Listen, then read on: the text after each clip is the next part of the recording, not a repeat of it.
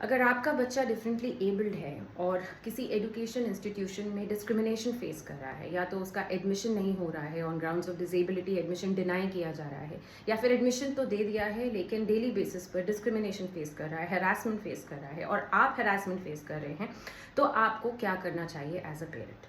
पहली चीज तो ये है कि you should know your rights. You should understand that you are not at fault, because they will make you believe that there's something wrong with your child and hence you are at fault. तो ये जो guilt है इसको आप हटा दीजिए, because you are not at fault and you in fact will get enough support from the government. There are so many laws that are specially for you and your child. तो अगर कोई institution जो है वो आपके बच्चे को disability के ग्राउंड्स पर एडमिशन डिनाई कर रहा है, तो आप उससे सबसे पहले राइटिंग में reason मांगिए. You should also know that denying admission to any child, अगर वो मना कर रहे हैं एडमिशन के लिए, तो ये क्लियर वायलेशन है बहुत सारे राइट्स का, बहुत सारे एक्ट्स का. यहाँ पर बहुत सारे राइट्स वायलेट हो रहे हैं. नंबर 1, RTE एक्ट 2009, वो तो सीधा सीधा वायलेट हो रहा है बिकॉज वो बात ही करता है राइट टू एजुकेशन का. उसके बाद आर्टिकल 29(2) ये कहता है कि no child can be denied admission on any ground and that includes disability and that includes both private and government institutions. Article 14 right to equality की बात करता है, आर्टिकल 15 भी बात करता है नो डिस्क्रिमिनेशन की. तो इतने सारे जो एक्ट्स हैं वो वायलेट हो रहे हैं अगर एडमिशन डिनाई किया जा रहा है. And this applies not only to the government institutions but also applies to private institutions, any recognised institution for that matter.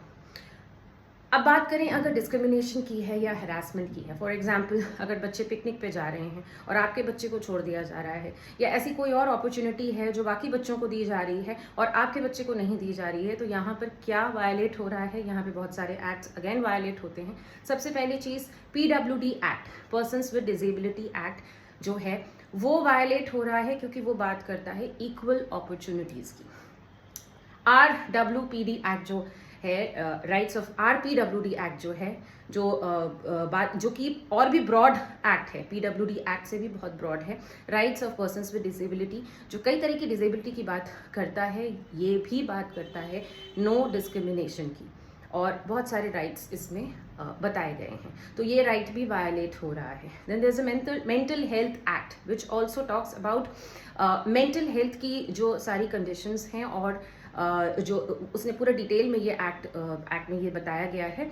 और अगर किसी बच्चे का असेसमेंट, कोई बच्चा अगर डिफरेंटली एबल्ड है, उसको कोई मेंटल डिसेबिलिटी है, ऑटिज्म है या ADHD है, और अगर उसका रेगुलर असेसमेंट, वेलफेयर और सपोर्ट उसको नहीं मिल रहा है एजुकेशन इंस्टीट्यूशन से, and again both private and government institution, तो ये भी एक वायलेशन है. तो आपको ये पता होना चाहिए कि आपके ये सारे राइट्स हैं एज अ पेरेंट. तो क्या करेंगे अगर आपको एडमिशन नहीं दिया जा रहा है या डिस्क्रिमिनेशन किया जा रहा है? सबसे पहले तो आप प्रिंसिपल को एक रिटन मेल आप भेजिए, एक कंप्लेंट.